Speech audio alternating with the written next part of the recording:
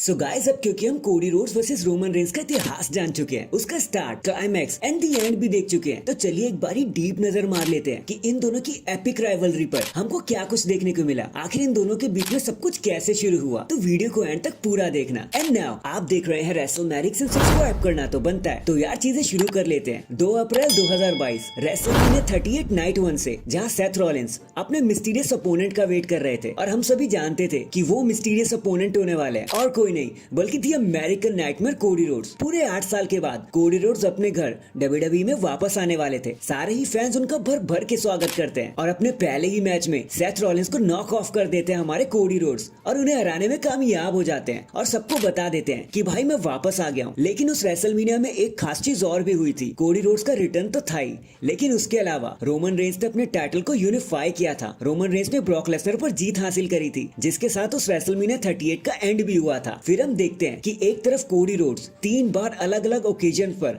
Seth Rollins को हरा चुके हैं और वहीं रोमन रेंस स्मैकडाउन पर आइलैंड ऑफ रेलेवेंसी को और बड़ा करते जा रहे थे, ब्लड लाइन को कामयाब बनाते जा रहे थे। लेकिन असली किस्सा तो तब शुरू हुआ जब कोडी रोड्स रॉयल रंबल 2023 जीत गए एंड हमें पता चलता है कि कोडी रोड्स ने रोमन रेंस को ही चैलेंज किया है to main event at WrestleMania. और बस फिर क्या था, यहीं से शुरुआत होती है कोडी रोड्स के चैंपियन बनने की असली कहानी। फिर इनके बीच में हमें बहुत से इंटेंस टॉकिंग प्रोमोस देखने को मिलते हैं जो हमारे दिल को और रूह तक को छू जाते हैं, जिसके सहारे से हमें रेसलमेनिया 39 नाइट 2 का मेन इवेंट देखने को मिलता है जब हम इनके पहले क्लाइमैक्स पर पहुंचते हैं, जब for the first time ever Cody Rhodes Roman Reigns एक दूसरे के सामने आए थे। और उस दिन तो रोमन रेंस का टाइटल रेन कोलैप्स होने ही वाला था। हम सबको यकीन हो गया था, हमें लगता था कि कोडी रोड्स अपनी स्टोरी को खत्म कर ही लेंगे कि तभी एक स्पीयर दिखाई देता है हमें हवा में और 3 सेकंड बाद ब्लड लाइन की मदद से रोमन रेंस एक बारी फिर से कामयाब हो जाते हैं, अपने टाइटल को रिटेन कर लेते हैं और हम फैंस को एंड कोडी रोड्स को आंसुओं के अलावा और कुछ नहीं मिलता। लेकिन कोडी रोड्स ने यहाँ हार नहीं मानी। कोडी रोड्स इस हार से टूट भी नहीं गए, लेकिन उन्होंने तो अपना हौसला और आगे बढ़ाया, खुद की एक बारी फिर से उड़ान भरी, जिसके साथ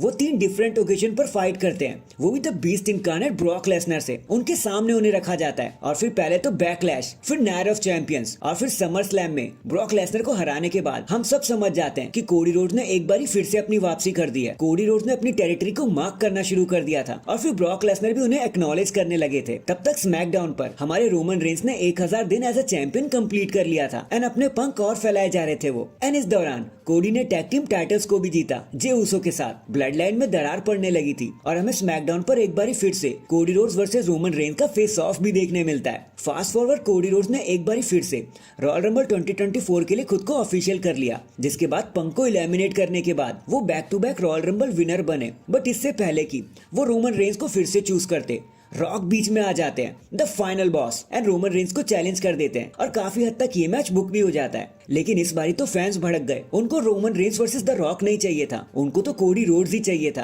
फैंस ने इतनी ज्यादा हाइप भरी इस चीज के लिए कि WWE को अपना डिसीजन चेंज करना पड़ा और वी वांट कोडी एरा हमें देखने को मिला। द रॉक कोडी को बेइज्जत करने के लिए एक चांटा तक लगा गए उन पर और फिर कोडी ने भी उसका जवाब एक चांटे से ही दिया, एक जोरदार चांटे से, जिसकी गूंज पूरी दुनिया में गई। हालांकि कोडी रोड्स ने द रॉक को 1-on-1 चैलेंज के लिए ललकारा भी था, लेकिन द रॉक ने तो उनके सामने कुछ और ही प्रस्ताव रख दिया। वो कहते हैं कि हमें एक टैग टीम मैच लड़ना चाहिए, रोमन रेंस और rock versus Seth Rollins and Cody Rhodes, जहां अगर रोमन जीत गए तो कोडी रोड्स का match blood line rules match होगा, लेकिन अगर सेथ एंड कोडी जीत जाते हैं तो उन्हें एक नॉर्मल मैच करने का मौका मिलेगा। ब्लड लाइन उसमें जरा भी इंटरफेयर नहीं करेगी। कोडी एंड सेथ इस चीज के लिए बड़ी जल्दी से हामी भर देते हैं, जिसके दौरान हमें इन सारी टीम्स के बीच में बहुत कड़ी फाइट देखने को मिलती है, बहुत स्ट्रॉन्ग प्रोमोस देखने को मिलते हैं, यहाँ तक कि कोडी रोड्स को तो ब्लीड भी कर जाना पड़ता है द रॉक के हाथों, बेल्ट से मार खानी पड़ती है। लेकिन फिर आता है अप्रैल 6, 2024 रेसलमेनिया 40, जहां होता है वो epic greatest of all time tag team match. But unfortunately कोडी एंड सेथ रॉलिंस की टीम उस मैच को हार जाती है एंड हमें पता चल जाता है कि अब कोडी रोड्स को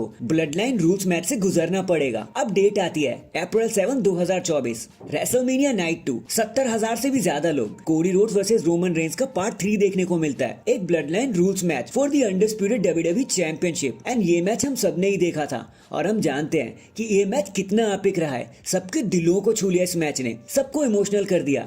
Jimmy Uso, J Uso, Seth Rollins, the rock, solo Sikoa, John Cena, even the Undertaker भी हमें इस मैच में इन्वॉल्व होते हुए दिखाई दिए। कुछ लोग कोडी रोड्स को बचा रहे थे तो कुछ कोडी रोड्स के खिलाफ लड़ रहे थे ताकि वो जीत ना सके। But in the and the Undertaker के चॉक स्लैम के बाद, कोडी रोड्स के ट्रिपल क्रॉस रोड्स के बाद रोमन रेंस को हार का मजा चखना ही पड़ता है और 1300 दिन बाद फाइनली हमें एक न्यू चैंपियन देखने को मिलता है कोडी रोड्स के रूप में। सारा लॉकर रूम मिलकर सेलिब्रेट करने लगता है, पूरी दुनिया में हलचल मच जाती है। एंड फाइनली कोडी रोड्स ने अपनी कहानी को फिनिश कर ही लिया था। और रेस्ट इज हिस्ट्री, इसे ही कहते हैं एक असली एनकाउंटर होना। और हमने देखा कि कैसे एक normal WrestleMania greatest WrestleMania of all time में बदल जाता है। So that is it guys, अभी के लिए तो बस इतना ही। आप मुझे बताना आपको मेरी एक्सप्लेनेशन कैसे लगी, क्या मैंने कुछ मिस कर दिया, क्या आपको कुछ पसंद नहीं आया, तो कमेंट करके मुझे जरूर बता देना, हम उसे मिलकर ठीक कर लेंगे। एंड अगर चैनल पर नए हैं तो चैनल को अभी लाइक एंड सब्सक्राइब कर दो। बाकी मैं मिलता हूँ आपसे किसी और अपडेट के साथ, अब तक के लिए अपना ख्याल रखें और खुश रहें।